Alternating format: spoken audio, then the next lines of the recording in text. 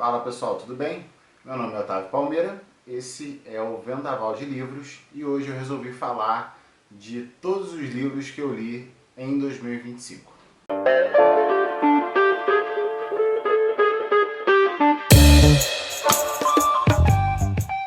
Bom, antes de mais nada, quero desejar para você um feliz ano novo, né? Apesar de a gente já estar para mais quase da metade de janeiro, mas nunca é tarde. Um feliz ano novo para você, para sua família, né? Que seja um 2026 muito próspero, com muita saúde e com grandes resultados para todos nós aí ao final de 2026. Eu resolvi fazer esse vídeo porque tinha pensado em fazer um vídeo com as melhores leituras de 2025, mas a verdade é que eu li pouquíssimo em 2025. Na verdade, assim, pouquíssimo é até forte, né? Eu tive um ritmo de leitura muito abaixo do que eu vinha tendo. Eu vinha conseguindo fazer aí de 30, 32, 33, 34 leituras por ano, o que também não é um número absurdo, né? Para quem consegue ter uma gestão de tempo boa. Mas esse ano eu li 18 livros, né? Foi um ano muito diferente, né? Foi o ano mais diferente da minha vida até o momento, com certeza. Vocês vão entender que boa parte desse ritmo de leitura ele ficou afetado depois que meu filho nasceu e depois que, enfim, a gente descobriu que ele tinha síndrome de Down, ele era cardiopata, ele precisaria de uma cirurgia, precisou fazer essa cirurgia no coração com mais ou menos 6 meses. Então você pode ter uma ideia de que o meu ritmo de leitura não foi o dos melhores, mas ainda assim eu acho que 18 livros nesse contexto é um baita número. Eu acho que eu fiquei muito feliz de ter conseguido ler 18 livros em 2025. Eu acho que, dado tudo isso que aconteceu, fora que no meio de todos esses livros eu encontrei grandes obras que me ajudaram, né, nesse processo, que fizeram parte da minha evolução nesse processo todo da paternidade atípica, né, toda essa questão com a cardiopatia também. Então eu resolvi trazer todos os livros aqui para a gente falar um pouquinho sobre eles, né, sobre cada um deles. Alguns eu já tenho resenha pronta, já estão publicadas, mas a maior parte eu acredito que não. Mas enfim, dá para falar ainda assim um pouquinho de cada um deles, né? Então, bora lá. Há muito tempo, vamos dizer, sei lá, uns 5 anos pelo menos, talvez um pouquinho mais, eu sempre começava, né, os anos lendo um livro do Gabo. O Gabriel Garcia Marques é um dos meus autores favoritos, 100 Anos de Solidão é um dos meus livros favoritos da vida, então eu sempre gostei de começar o ano lendo um livro do Gabo. 2026 está sendo diferente, eu escolhi não ler um livro do Gabo, acho que resolvi fazer diferente, resolvi quebrar um pouco essa questão de tradição. Eu não gosto de ficar muito preso às coisas por muito tempo, acho que isso me incomoda um bocado, mas resolvi começar com um calhamaço que está na lista aí de 12 livros para 2026, que é o Nossa Parte de Noite, da Mariana Henriques, e tem sido uma leitura maravilhosa, espetacular, apesar de aterradora, né? Então foi uma boa escolha. Mas em 2025 eu comecei com um livro do Gabo, que foi o Memória de Minhas Putas Tristes. E foi curioso porque assim, esse livro ele tem uma imagem, né, muito controversa, né? É um livro que tem muita gente que odeia, que fala muito mal. Enfim, tem a resenha no Substack, tem a resenha, né, a parte dela no Instagram também, mas eu me surpreendi positivamente, né, muito positivamente. Eu gostei muito desse livro. Gostei desse livro mais do que alguns outros que eu li do Gabo. Não que os outros sejam ruins, mas é porque eu realmente gostei muito do livro. Achei um livro muito poético, muito bem escrito. Ele vai falar aí de um homem aí no final da vida, né, um idoso que resolve que ele gostaria de ter uma noite com uma virgem. É óbvio que é um contexto, né, um enredo absurdo, né, e o Gabo a gente sabe que tem alguns problemas em relação a isso, mas quando você pega para ler a obra, você entende que isso não é o foco, não é a questão. E na verdade nem vai ser um problema, nem vai ser algo que vai de fato acontecer da maneira que se imagina e tudo mais. O livro me parece muito falar sobre o fim da vida, sobre a velhice, sobre o envelhecimento, sobre os arrependimentos, sobre, enfim, tudo isso que a gente pode passar quando vai chegando ali, quando consegue chegar, né, perto dos 70, 80 anos, e ainda tem algum resquício dessa sanidade e tudo mais. Gostei demais, eu entendo que tem gente que não gosta, entendo que seja um livro complicado, mas foi uma baita leitura em 2025. Eu gosto muito de intercalar com ficção e não ficção, então, apesar de não ter feito muito isso no final de 2025, mas eu peguei esse livraço, aço mesmo, livraço com L maiúsculo, em todas as letras maiúsculas, chamado O Populismo Reacionário, do Christian Lynch e do Paulo Henrique Casimiro. E assim, isso aqui é uma obra de arte, de verdade, assim, para quem gosta de política, de sociologia, que gosta de entender o que está acontecendo no Brasil. Ele vai falar sobre a ascensão e o legado do bolsonarismo, mas ele vai explicar isso. Você pode ver que esse livro está extremamente marcado. Eu não sei se vai focar, né? Vamos ver se ele foca aqui. Mas enfim, está bem marcado. Foi um livro que me chamou muita atenção.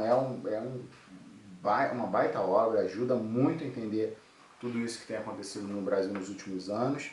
Eu li alguns, está bem quente, né? Você percebe que eu estou suando, mas é porque Rio de Janeiro, apesar de não ser a cidade do Rio de Janeiro, Petrópolis está sofrendo aí um pouquinho com essa onda de calor. Enfim, é um livro maravilhoso. Acho que se você tem interesse em ensaios, em livros teóricos sobre essa questão do Brasil contemporâneo, eu super recomendo. O Populismo Reacionário saiu pela Contracorrente. Foi um livro que me surpreendeu demais. Eu lembro que eu paguei muito barato nesse livro quando eu comprei. Muito mesmo, sei lá, 10 reais, 15 reais, eu não lembro ao certo. Mas valeu cada centavo, pagaria o dobro se pudesse, se precisasse. Enfim, vale muito, né? Para quem gosta do assunto, eu recomendo demais. Depois eu pulei para um autor que eu tinha uma certa preocupação de que eu não fosse gostar, de que eu achasse chato e tudo mais. Tinha medo, apesar de ter muita curiosidade sobre ele, que é o Stefan Zweig e o 24 Horas da Vida de uma Mulher e Outras Novelas. Esse livro aqui que saiu pela Nova Fronteira, essa coleção Clássicos de Ouro, que não é mais assim, se eu não me engano, né? Ela era uma coleção de capa dura, né? Você pode ver que é uma coleção de capa dura. Eu li Memórias de Adriano, Deserto dos Tártaros, e eu tenho aqui, se eu não me engano, A Mãe também, do Gorky, nessas edições que são maravilhosas, lindas, assim, enfim, incrível. E eu gostei demais do Stefan Zweig, demais, assim, a escrita dele é belíssima, era belíssima,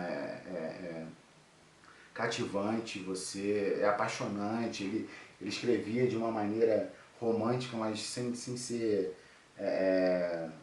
clichê, ele sabia falar e escrever com uma poesia maravilhosa. As novelas que estão aqui dentro são incríveis.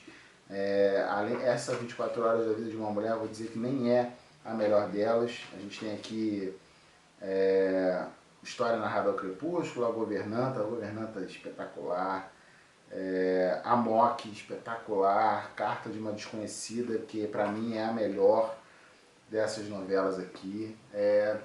Nossa, recomendo demais. Tem resenha dele no Substack e tem resenha, enfim, tem um pedacinho da resenha no Instagram, mas a resenha completa tá no Substack do Vendaval. Enfim, maravilhoso, gostei demais, foi uma baita leitura. Eu tenho uma não ficção dele aqui, que se eu não me engano é O Mundo Insone, eu acho que que eu tenho vontade de ler. O Stefan Zweig, para quem não sabe, morreu aqui em Petrópolis, né? Quem sabe como ele morreu, mas enfim, ele morreu aqui em Petrópolis. Ele é esposa, se eu não me engano. E eu tenho que ir à casa dele. Tem a casa do Stefan Zweig aqui, eu nunca fui. Me cobro por isso, deveria ir. Espero que lá eu encontre outros livros dele para comprar também. Eu peguei outro romance, dessa vez um livro que eu gostei bastante também. fiquei, assim, foi uma experiência bem diferente. Até esse momento o Romeu não tinha nascido. Então eu lembro de ler esse livro, de terminar esse livro um dia que a gente foi numa cachoeira, né? Pouco antes dele nascer, a gente conseguiu ir numa cachoeira e tudo mais. Então eu lembro de terminar esse livro lá. A Casa dos Náufragos, do Guillermo Rosales. É um autor cubano que ficou exilado nos Estados Unidos. E esse livro é um livro muito diferente, né? Assim, um livro sobre a loucura, vamos dizer assim. Porque aqui o Guillermo ele vai fazer um romance, quase um romance de autoficção aqui, né? Porque ele vai contar a história do William Figueiras, que é um autor cubano exilado, né? Então é quase a vida dele mesmo. E esse William ele fica numa casa que é que a gente pode dizer que é um hospício, um manicômio, mas que na verdade não é, uma casa onde as pessoas meio que deixam as pessoas doentes lá.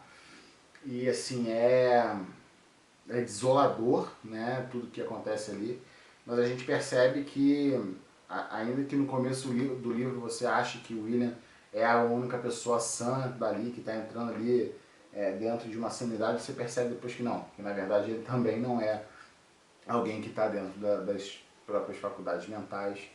É um livro muito interessante sobre saúde mental, sobre exílio, sobre a relação do exílio, a relação das pessoas com a própria pátria, enfim, o que é uma pátria de si mesmo, né? O que eu acho que essa questão dos náufragos, na casa dos náufragos, é muito isso, né? Que um náufrago está exilado da sua casa, exilado do seu país.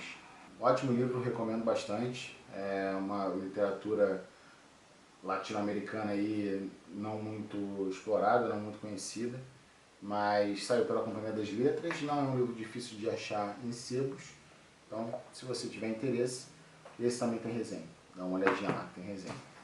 Aí eu pulei, e aí você vai ver que é curioso, porque são dois livros de não ficção aqui, um depois do outro, de assuntos bem diferentes, mas que eu gosto bastante. Esse aqui foi um livro que me surpreendeu muito pela escrita, pela fluidez, eu gostei muito de ler. Apesar de ser um livro técnico, efetivamente, é um livro, né, de história, mas está aqui, Bandidos, Profetas e Messias, Movimentos Populares no Tempo de Jesus, do Richard Horsley e do John Hanson. Né?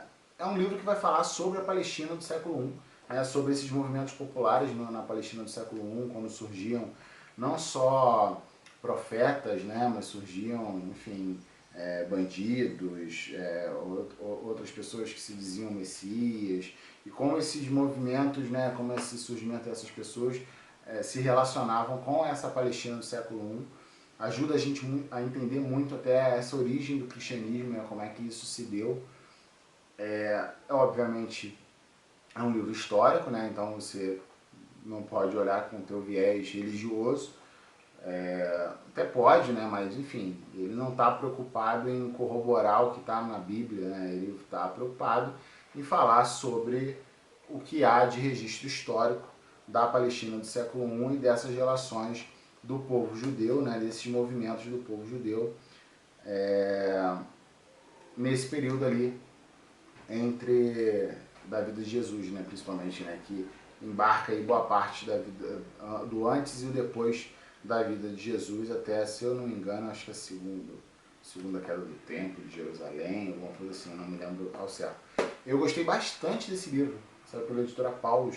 É um livraço, assim, bem legal, bem interessante para quem tem interesse, quem gosta de consumir esse tipo de conteúdo, né, enfim, ajuda a entender o contexto social desse período, e entendendo o contexto social a gente consegue ter uma visão um pouco mais clara, né, sobre como as coisas podem ter acontecido nesse período. E aí eu peguei outra não ficção, e vocês vão ver que é curioso, do meu autor, né, são dois autores, mas um deles é meu autor de não ficção vivo favorito.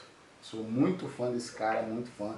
Um dos poucos autores que eu fiz questão na vida de ir atrás para conseguir o autógrafo. Fiquei chateado de não ter conseguido ir na Flip Petrópolis aqui e pegado mais autógrafo dele, que é o Luiz Antônio Simas e o Alberto Mussa, que é o livro Samba de Enredo, História e Arte. Eu gosto bastante de samba de enredo, acho o carnaval muito legal, gosto muito do carnaval e gosto muito do samba de enredo efetivamente, né, das músicas que são construídas baseadas nas histórias, nos enredos, e aqui é basicamente isso, eles vão contar uma história do samba de enredo, né, como é que ele nasceu, como ele foi evoluindo, foi mudando, se adequando a determinados fatores, como ele começou a ter determinada importância dentro do carnaval, enfim, bem legal. E aí no finalzinho aqui ele ainda vai colocando, faz um pós-fácil falando sobre o momento atual. Aqui tem nomes, tem algumas pequenas biografias de grandes sambistas, de escolas de samba, bem legal mesmo. Para quem gosta do assunto, eu recomendo bastante, né? E é curioso, né? Um falando sobre a Palestina do século I e um sobre o carnaval, mas se eu parar para pensar em algum ponto, esses assuntos se encontram, né? É um livro que também tem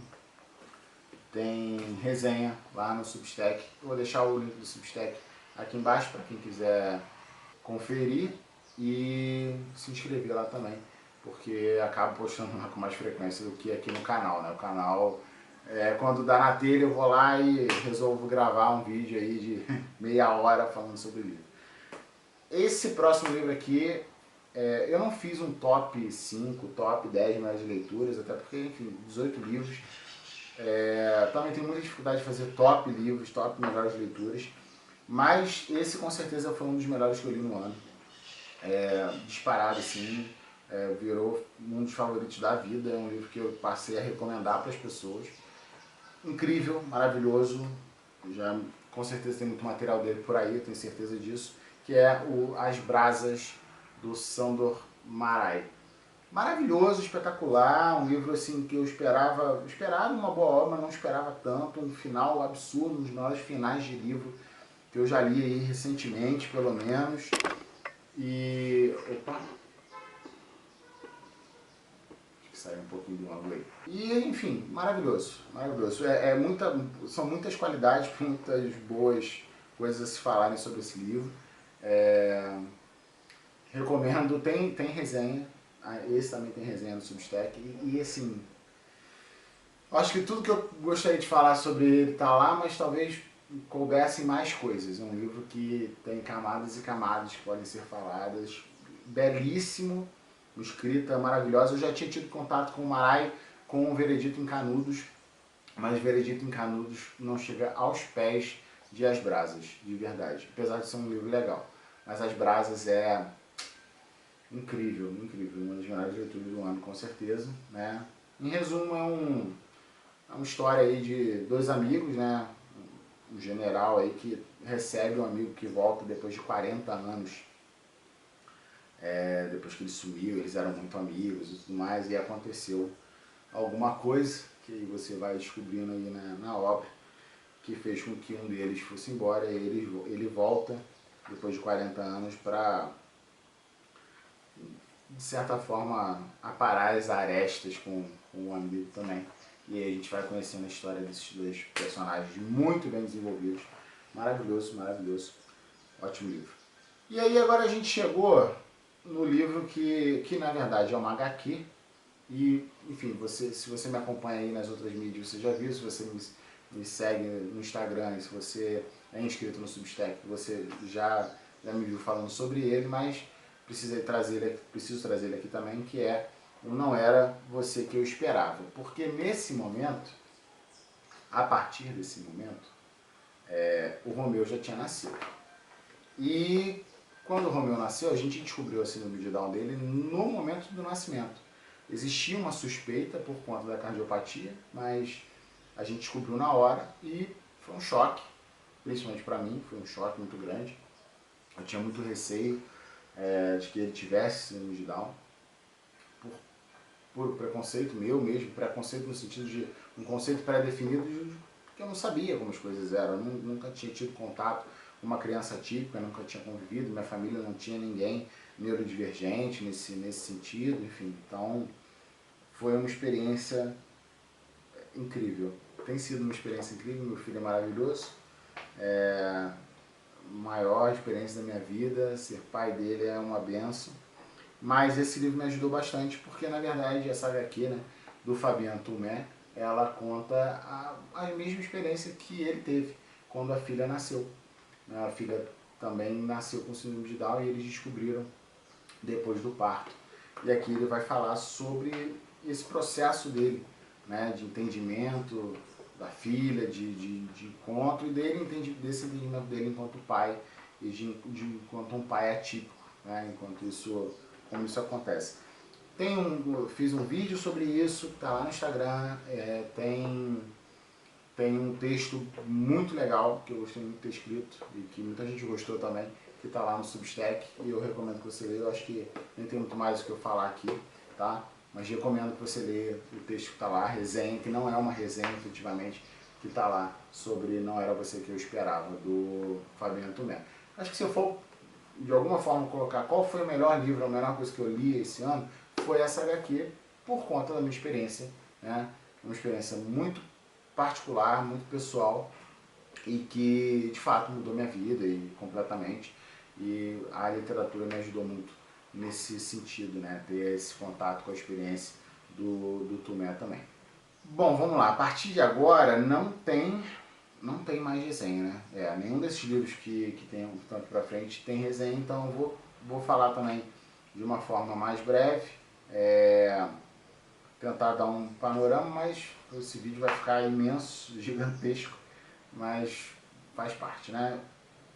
Entre o Não Era Você Que Eu Esperava, na verdade eu tinha pegado um livro primeiro, que é o Hiroshima, do John Hersey, né? Esse livro famosíssimo, um livro-reportagem incrível sobre os efeitos, né, os impactos praticamente imediatos da bomba atômica em Hiroshima, e depois ele volta 40 anos mais tarde para, enfim, para ter um panorama sobre as pessoas que ele havia falado, como elas tinham evoluído em relação sobre esses sobreviventes, né, as histórias que ele tinha encontrado em Hiroshima logo depois do atentado, enfim,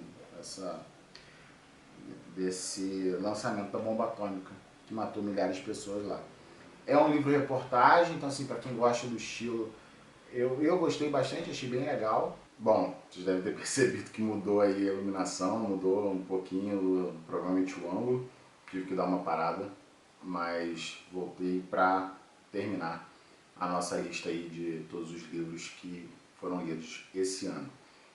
Estava falando do Hiroshima, só para complementar, é um livro que fala muito sobre o efeito nas pessoas. Eu achei muito interessante perceber como, para muitas pessoas no Japão, né, para muitos daqueles japoneses que foram atingidos pela bomba atômica, simplesmente assim, eles não faziam ideia do que podia estar acontecendo, até porque ninguém sabia da existência de uma bomba atômica, ninguém tinha ideia de que alguma coisa assim poderia acontecer.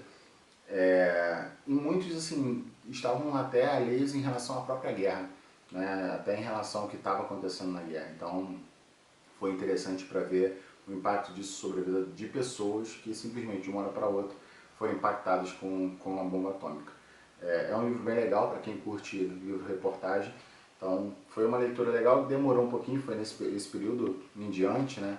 Eu tive algumas dificuldades com alguns livros, tanto porque alguns de fato não me pegaram, mas quanto porque, né, a minha vida tinha mudado bastante significativamente e estava difícil, né, manter um ritmo de leitura intenso, né, ou com uma frequência maior. Eu logo em sequência peguei um livro que muita gente me indicou depois da questão, né, depois do nascimento do Romeu, de toda essa questão da descoberta da síndrome de Down, que é um livro também que foi muito marcado, não sei se vai dar para ver aí, né, mas foi bastante, tem bastante marcações, que é O Filho Eterno, do Cristóvão Tesa. E É interessante porque assim, é um livro com a mesma temática, né? O Cristóvão cria aqui um pai, um personagem que tem um quê de autobiográfico, ele mesmo já falou sobre isso, mas é óbvio, e ele mesmo já falou, olha, eu não sou aquele monstro ali. Esse livro não tem resenha ainda, mas tem um ponto dele que me chamou muita atenção, é que o personagem do pai, ele é odiável. Ele é um personagem odiável. Né? Essa relação dele com o filho demora muito a ser construída. É óbvio que é um outro período, né, de vida, é a década de 80, se eu não me engano. E ele constrói um personagem odiável, ele constrói um personagem, sabe, prepotente, arrogante, que olha para o filho como se fosse nada. E eu, pensando sobre isso, né, pensando sobre a obra, né, para ver esse para além, fiquei muito com a ideia, né, e com a impressão de que isso foi uma forma de que o Cristóvão usou para atingir a si mesmo. A gente, quando, pelo menos comigo também aconteceu algo parecido, quando você se vê na situação de uma hora para outra viver o luto do filho esperado, né, muitas vezes você se julga muito, eu me julguei muito. E eu percebi aqui, talvez, uma forma subjetiva, né, inconsciente, consciente ou inconsciente do Cristóvão Tesa, de fazer essa leitura no sentido de, olha, é como ele se sentia sobre si mesmo. Né? Ele se achava um mau pai, ele talvez se enxergasse como uma pessoa odiável e provavelmente ele não era. O filho do Cristóvão hoje está com 40 e poucos anos e tudo mais. Enfim, era uma outra realidade, um lugar onde os termos em relação à síndrome de Down eram diferentes, os tratamentos, os acompanhamentos fisioterápicos, de fonoaudiologia, de todas as terapias que podem auxiliar nesse sentido, ainda era tudo muito nublado, né? Então era uma outra realidade, mas ainda assim foi muito interessante, foi uma obra que me pegou muito, no meu caso particularmente. Achei um livro dolorido, mas por conta muito por falar, né, com a minha história, né, e por enxergar momentos aqui que eu queria tacar o livro na parede e falar, seu animal, como é que você está fazendo isso e tal.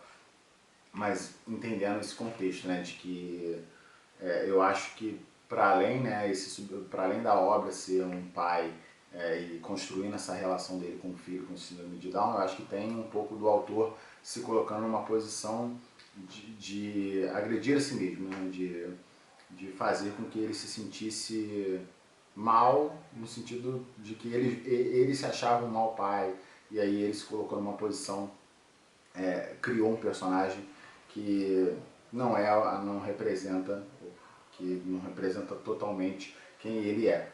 É um livraço, assim, acho bem bacana, é uma obra bem interessante. Nunca li mais nada do Cristóvão Tesa, mas assim, é um livro bem legal.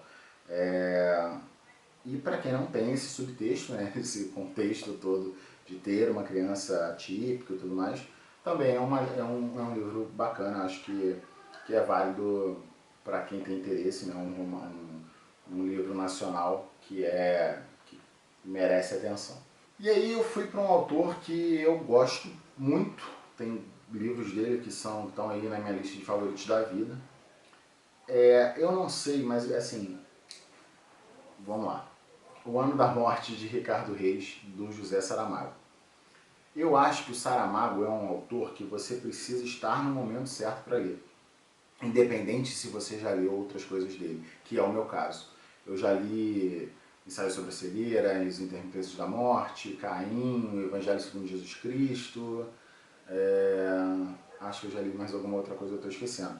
E aí eu resolvi pegar o Ano da Morte de Ricardo Reis por gostar da escrita do Saramago. Eu gosto bastante, acho, assim, é diferente, obviamente, é o Saramago, quem já leu o Saramago sabe que existe uma porta de entrada no Saramago que, se você não gostar, talvez você ou tente de novo em outro momento com outro livro, ou talvez não tente mais porque não vai ser o teu estilo. E tá tudo bem gostar ou não gostar de Saramago.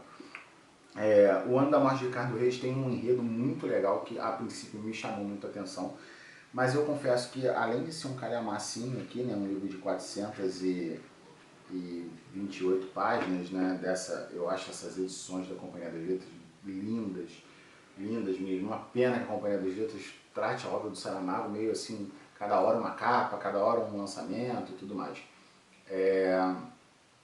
Mas achei um livro cansativo. Achei cansativo, acho que essa é a palavra. Eu entendo que tem muita gente que gosta desse livro. O plot me pareceu muito legal, né? O Ricardo Reis, na verdade, é um dos heteronômicos do Fernando Pessoa, né? E, se eu não me engano, foi o único, um dos poucos, talvez, eu acho, se eu não me engano, o único que ele não deu um fim antes da própria morte, né? Antes do Fernando Pessoa morrer. Então, o Saramago criou um universo onde o Ricardo Reis volta do Brasil, vai para Portugal, né? Volta para Portugal, depois da morte do Fernando Pessoa. Então tem passagens aqui muito legais do Ricardo Reis conversando com o fantasma do Fernando Pessoa. Isso é muito legal. Essas partes eu gostei bastante, mas ainda assim eu achei o livro muito longo, muito arrastado. Ele volta para um Portugal ali, em meio às turbulências políticas, ditadura e tudo mais. Então, assim, eu senti muito um peso de que, assim, era importante você conhecer mais a história de Portugal para gostar mais do livro e entender mais o livro. Talvez pudesse ser o momento também, eu não estava lendo, conseguindo estar no momento certo para ler o Saramago. Sei que muita gente gosta, mas comigo não funcionou muito. Obviamente, eu ainda vou ler outras coisas do Saramago, tem alguns livros dele aqui para ler, mas não pretendo reler. Já não sou um grande releitor, né? Mas também não pretendo reler O Ano da Morte, de Ricardo Reis. Na sequência eu peguei um livro nacional que muita gente falou bem, que eu gostei, mas esperava mais, que é O Som do Rugido da Onça, da Micheline Virunski, que saiu pela Companhia das Letras. Companhia das Letras, né? Companhia das Letras faz aí um grande trabalho. Eu gostei, é um livro legal, mas assim, eu esperava mais. Eu acho que tinham caminhos, tinham possibilidades de enredo melhores, escolhas melhores. Eu acho que em alguns momentos ela corre muito com a história, enfim. Ela poderia de fato ter desenvolvido, né? O livro é sobre duas crianças, que é um caso real, né? Na verdade, essa parte foram duas crianças de duas etnias diferentes, né, indígenas, que foram levadas ali no século XIX para a Europa por dois naturalistas. E é sobre, enfim, essa vida, um pouco sobre essa vida deles lá e tal. É um livro bacana, mas eu confesso que eu esperava mais. Acho que é a melhor forma de falar sobre ele. Esperava mais. Achei que seria um livro mais impactante. Mas é legal, uma literatura nacional contemporânea. Se eu não me engano, não sei se ela ganhou algum prêmio com esse livro, não tenho certeza, não guardo.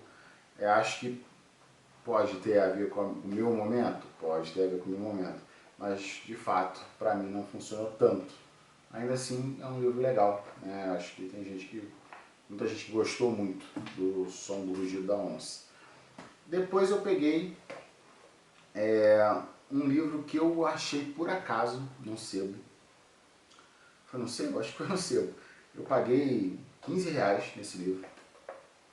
E eu achei interessante porque eu tinha muita curiosidade sobre o autor, que é o Roberto Bolanho.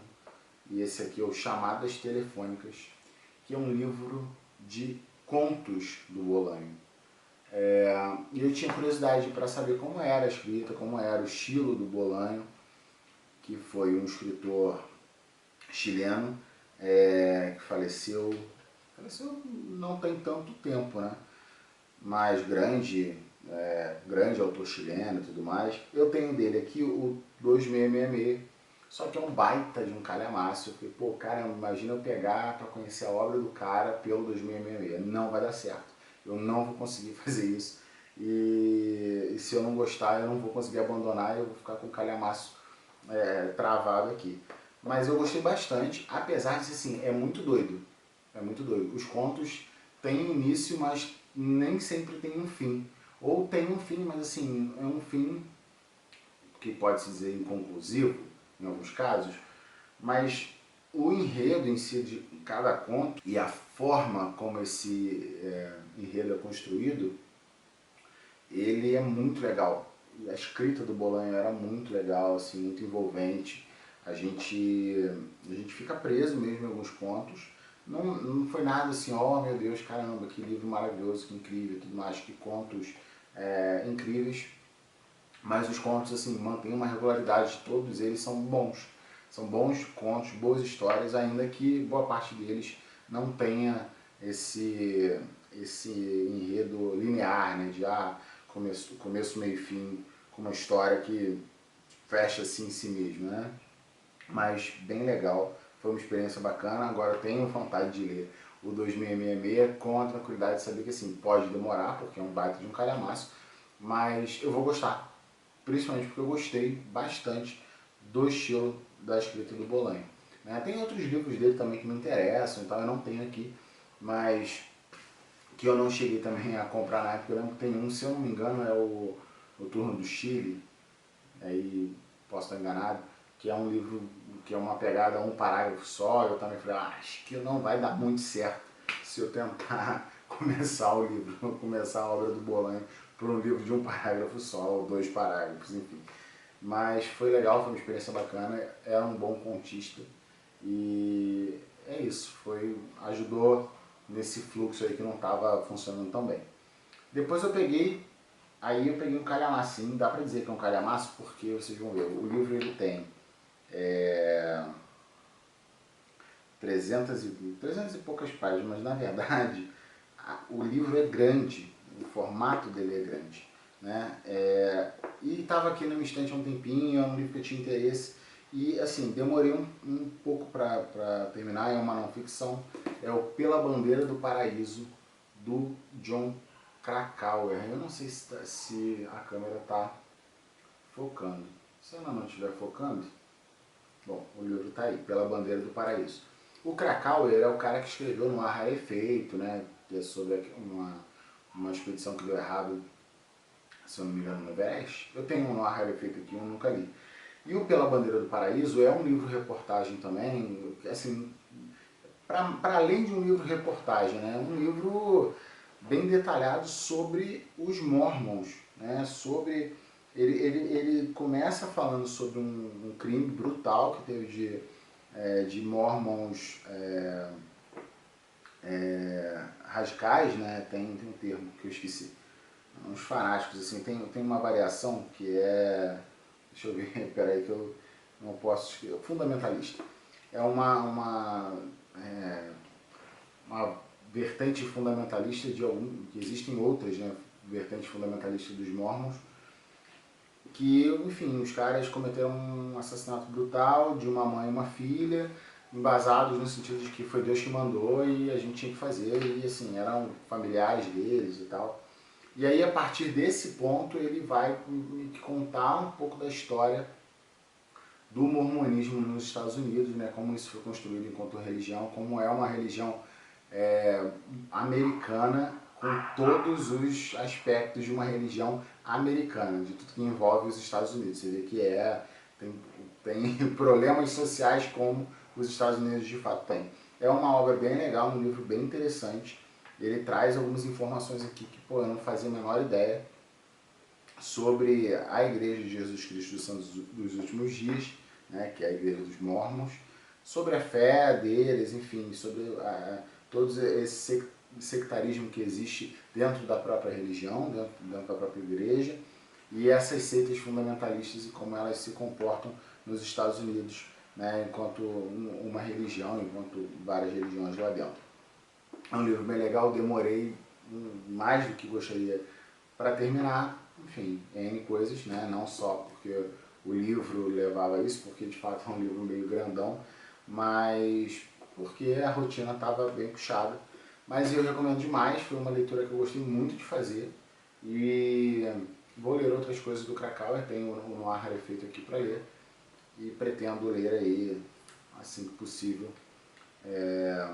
Gostei do estilo do Krakauer de contar a sua história, né? E aí, o que acontece? Eu resolvi terminar uma saga que me acompanha, eu acho que desde 2017 ou 2018, não lembro ao certo mais. Uma saga de 13 livros do Bernard Cornwell, chamada As Crônicas Saxônicas. E me faltavam 3 livros das Crônicas Saxônicas. Não sei se vai dar um reflexo aí. Faltava a Guerra do Lobo, a Espada dos Reis e o Senhor da Guerra. E eu resolvi finalizar cada um deles aí na faixa de 365 páginas. Ou seja, se você parar para pensar, foi um baita de um calhamação que eu li. Mas a escrita do Cornwell é incrível, é difícil de largar. Ele é um autor que depois que você pega o gosto pela escrita dele, pode parecer redundante em alguns momentos, né, a história, mas enfim, o que conta, né, o que é essa saga de 13 livros das Crônicas Saxônicas?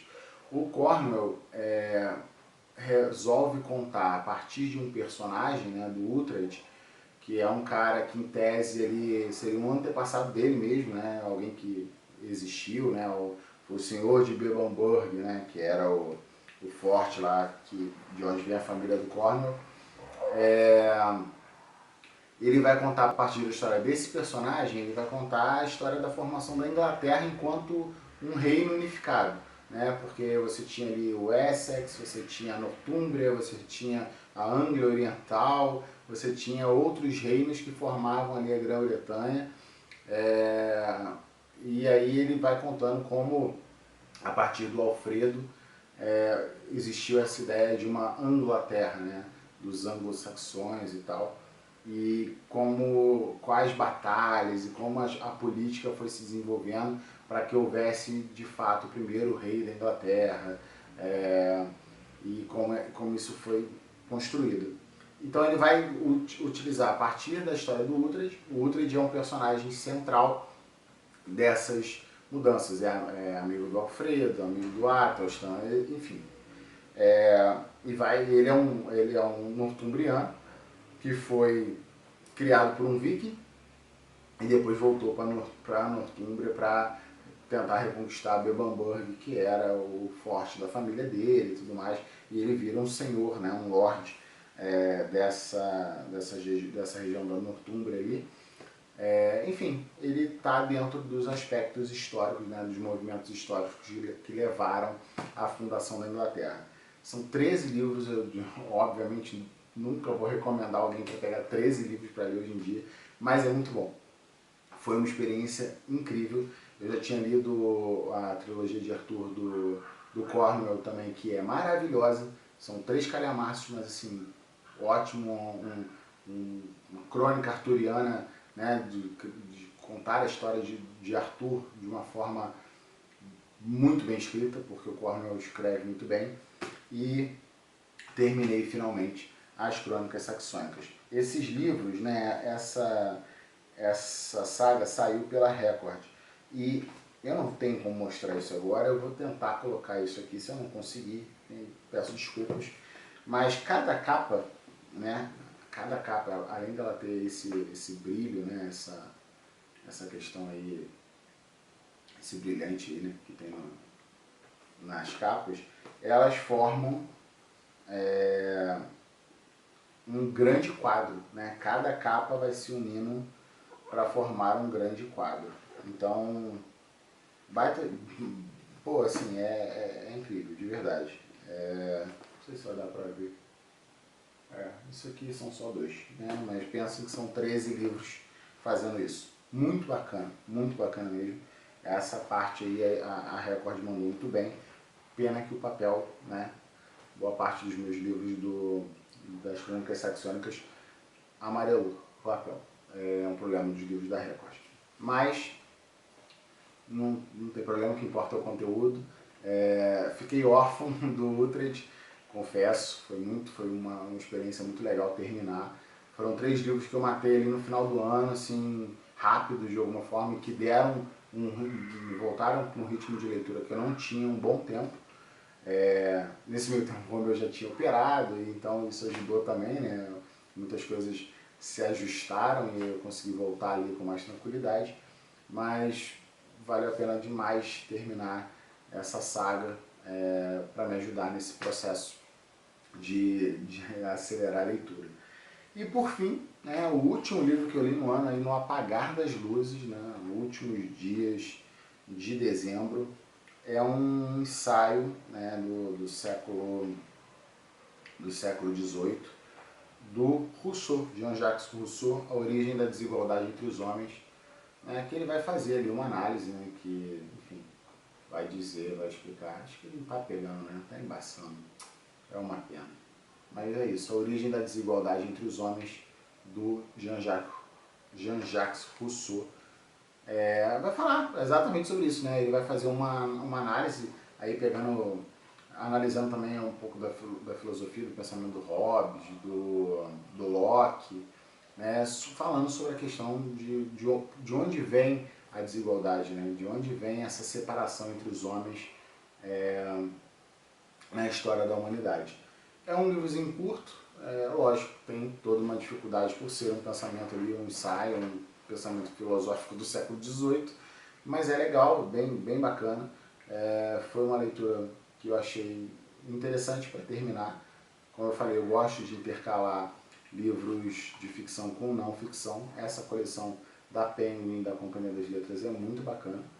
Eu já li um livro do Freud, O Mal-Estar da Civilização, e eu acho que só, né, dessa coleção. Talvez eu tenha outro livro dessa coleção aqui que eu não estou lembrando qual. Talvez do Orwell. Talvez eu tenha lido. Eu acho que foi. Eu li o do Orwell nessa coleção aqui. Enfim, foi bem legal, uma baita leitura. Recomendo para quem gosta de filosofia, do aspecto da sociologia, da política. Ele é um livro interessante, né, para a gente pensar por que somos tão desiguais, porque existem, né, aqueles que têm mais, aqueles que têm menos, né, o que corrobora para que isso aconteça. Bom, então é isso. Muito obrigado para você que chegou até aqui. Fico muito feliz que você espero que você tenha gostado, fico muito feliz que você tenha chegado até o final. Eu pretendo voltar em algum momento com outros vídeos, né? Tem trends que dá para fazer, eu acho legal. Não dá para fazer vídeo de resenha, mas eu acho que fazer vídeos com listas e tudo mais é bacana, né? Quando tiver a oportunidade, eu voltei a produzir um conteúdo para o YouTube focado na parte de marketing, né? No marketing com colarinho. Ainda tenho que melhorar algumas coisas lá, desenvolver aqui mesmo, né? Até a questão de equipamento, iluminação, tudo mais, os horários que a gente vai gravar, mas enfim, vou tentar voltar aqui com uma certa frequência. Então, peço para você se inscrever no canal, se você chegou até aqui, dar o seu like, né, comentar e ajudar aí o Vendaval de Livros a crescer. Além disso, eu tenho uma Substack que eu te convido a assinar. É muito mais fácil para mim escrever do que gravar os vídeos, muito por conta do tempo.